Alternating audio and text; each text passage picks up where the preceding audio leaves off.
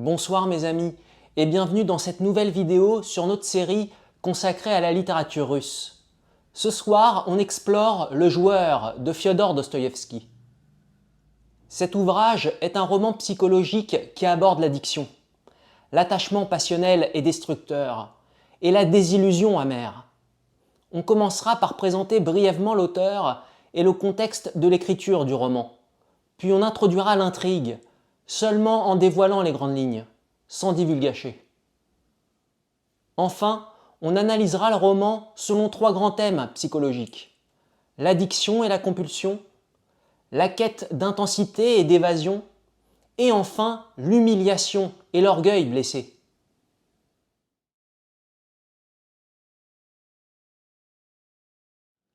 Fiodor Mihaïlovitch Dostoïevski naît en 1821 à Moscou et meurt en 1881 à Saint-Pétersbourg. Il est l'un des plus grands écrivains russes du XIXe siècle, connu pour ses romans majeurs comme Crime et Châtiment, Les Frères Karamazov, L'Idiot et bien d'autres. Le roman s'inspire clairement de son expérience personnelle de joueur compulsif. Mais il faut surtout rappeler les conditions dans lesquelles le joueur a été écrit, aussi fiévreuses que le roman lui-même. À l'automne 1866, Dostoïevski est en grande détresse financière. Acculé par les dettes, il signe avec l'éditeur Stelovski un contrat particulièrement abusif. Ce contrat lui impose de livrer un roman original avant le 1er novembre, sous peine de perdre pour 9 ans les droits d'auteur sur toute sa production à venir. C'est-à-dire que s'il dépasse ce délai du 1er novembre, Stelovski pourra publier librement tout ce que Dostoïevski écrira, sans jamais lui verser un kopek. Il ne lui reste alors que 27 jours. 27 jours pour écrire un roman entier. Pour y parvenir, il fait appel à une jeune sténographe, Anna Grigorievna Snitkina, qu'il rencontre à cette occasion et qu'il épousera peu après. Grâce à elle, il dicte le roman à toute vitesse et il parvient à terminer l'ouvrage en 26 jours, le 30 octobre. Mais Stelovski, espérant tirer profit d'un éventuel retard, tente d'éviter la remise du manuscrit. Le 31 octobre, Dostoïevski se présente chez l'éditeur, qui fait dire qu'il est absent. Impossible donc de lui remettre le texte en main propre. Dostoïevski, lucide et déterminé, se rend alors au commissariat de police pour déposer son manuscrit et le faire dater officiellement.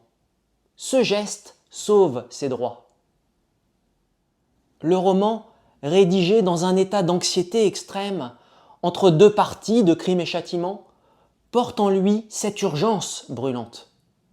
Une tension permanente traverse les pages, comme si Dostoïevski jouait lui aussi sa dernière mise.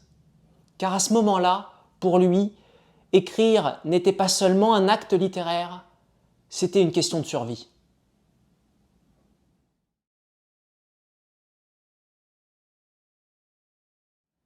Dans Le Joueur, on plonge dans une petite ville thermale et imaginaire d'Allemagne, Roulet-Tambour, une ville où tout semble tourner autour d'un casino.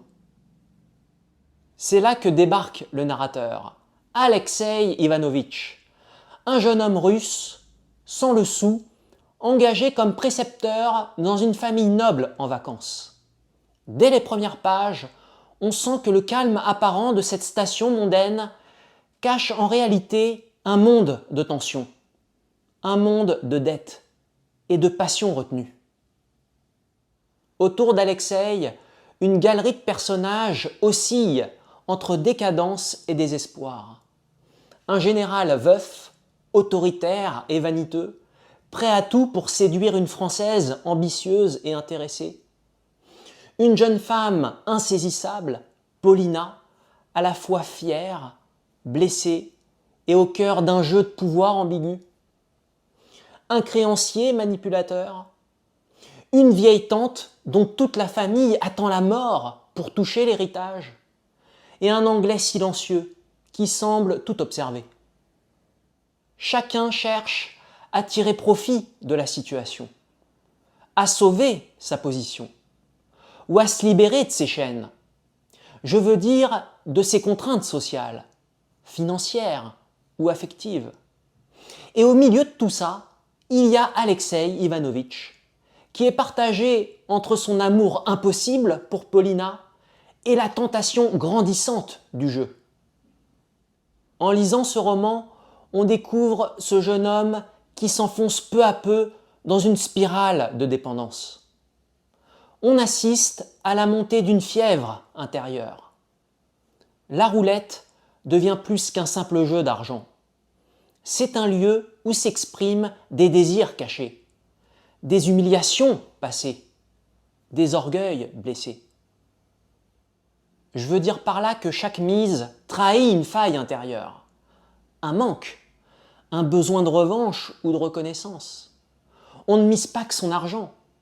Chaque mise est aussi une blessure ancienne qui se réouvre, un espoir silencieux qui ressurgit, une fierté qui est mise à l'épreuve. Le jeu devient un langage à part entière, un lieu où on tente sa chance, mais aussi où on règle ses comptes, avec les autres et aussi avec soi-même. Et puis il y a une tension constante entre la lucidité et la perte de contrôle.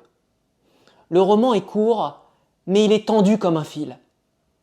Je veux dire par là qu'on y sent l'urgence, l'obsession, l'attente. Et surtout, on y sent cette étrange conviction qu'une mise de plus pourrait tout changer, que tout peut se renverser, que tout peut se rejouer, jusqu'à ce qu'il ne reste plus rien.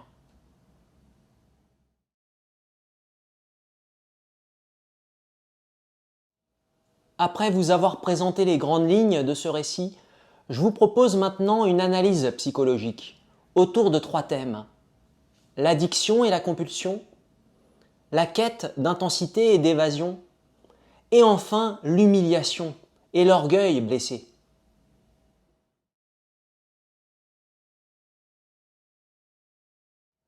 Dostoïevski fait de la dépendance au jeu le moteur central de son récit. L'auteur se concentre sur l'addiction, mais pas seulement celle du héros. Tous les personnages de cette histoire sont, à leur manière, dépendants à quelque chose. Au jeu, bien sûr, mais aussi au pouvoir que donne l'argent, ou encore à des formes d'attachement passionnel. Alexei, lui, tombe très vite sous l'emprise de cette passion dévorante. Et ce roman, c'est d'abord l'histoire d'une chute. La chute d'un jeune homme dans les jeux d'argent. En quelques pages seulement, la roulette prend le pas sur toutes ses autres préoccupations. Dostoïevski dépeint avec réalisme la pulsion mécanique du joueur. Le rythme des gains et des pertes produit un état déroutant. Je veux dire un état fait d'excitation, d'angoisse et de tension continue. Et il n'y a aucune morale dans ce milieu. Alexei lui-même l'avoue. Quand il est question de jeu, il n'est pas question de morale. Le joueur laisse alors libre cours à une compulsion aveugle. Chaque victoire n'est qu'un sursis. Elle rallume aussitôt le désir de rejouer. Chaque défaite, loin de revenir à la raison et de calmer la fièvre, renforce l'obsession. On veut se rattraper. On s'obstine, on repart. Face à la roulette, on vit dans un vertige, dans un engrenage qui pousse à miser encore et encore, dans l'espoir d'un gain qui ne vient jamais. Et au bout du compte, dans cette spirale, chaque succès apparent se transforme en une nouvelle frustration. On devient prisonnier.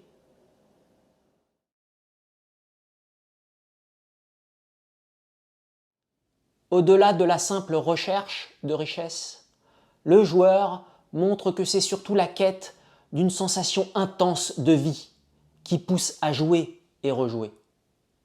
Dostoïevski oppose clairement la stabilité morne de la vie ordinaire et les extrêmes du jeu. Un cœur brisé par l'amour et une addiction frénétique pour la roulette se côtoient en Alexeï. Pour le héros, miser n'est pas d'abord un moyen de gagner de l'argent, c'est un moyen de se libérer de son ennui, de son vide, de son malaise. À chaque tour de roulette, il recherche un frisson, une exaltation qui le fasse se sentir vivant. Cette dimension de fuite, d'évasion, est présente dans le roman quand Alexeï est en proie à l'ivresse du casino. Après une série de gains spectaculaires, il ne sait plus pourquoi il était prêt à se tuer pour Paulina. C'est désormais le jeu qui le passionne et qui le transcende. Dans ces moments, l'amour qu'il portait à Paulina semble presque secondaire, effacé par le tumulte des sensations, des émotions, éphémères mais intenses. Le jeu est pour lui une sorte d'échappatoire qui lui offre l'adrénaline du risque et qui lui offre la promesse trompeuse d'un renouveau.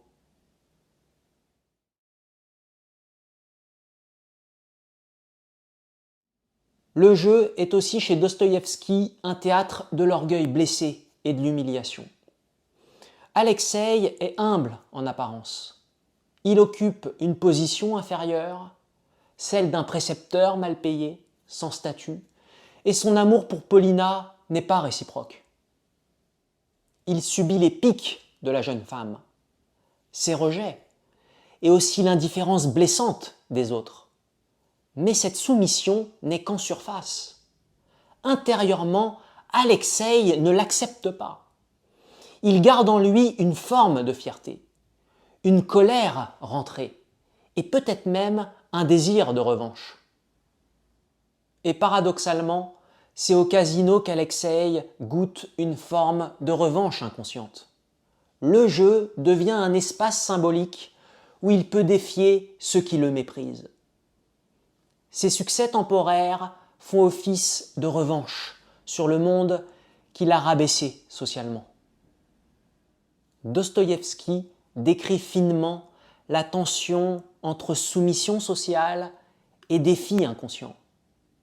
Le joueur compulsif oscille en permanence entre la honte de la perte et l'orgueil du gain.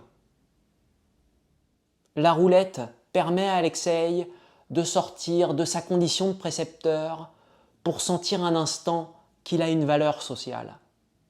Mais chaque victoire est éphémère, et la fierté qu'elle procure est toujours rattrapée par la déchéance suivante. Le joueur est aussi le roman d'une revanche inconsciente, contre une société perçue comme injuste. En misant, Alexeï prouve inconsciemment à lui-même et aux autres qu'il peut avoir de la valeur. Il estime, sans toujours se l'avouer, que sa valeur doit être perçue par les autres, ceux qui le méprisent ou l'ignorent. Et c'est peut-être aussi ça qui le pousse à miser, encore et encore. À travers ces scènes d'humiliation et de revendication symbolique, Dostoïevski expose l'âme blessée du joueur, qui cherche la reconnaissance, futilement, dans le fait de placer de l'argent sur le tapis et dans le gain de la roulette. Je vous remercie de m'avoir suivi jusqu'au bout de cette présentation. Je vous dis à très bientôt sur la chaîne, dans une nouvelle vidéo sur la littérature russe.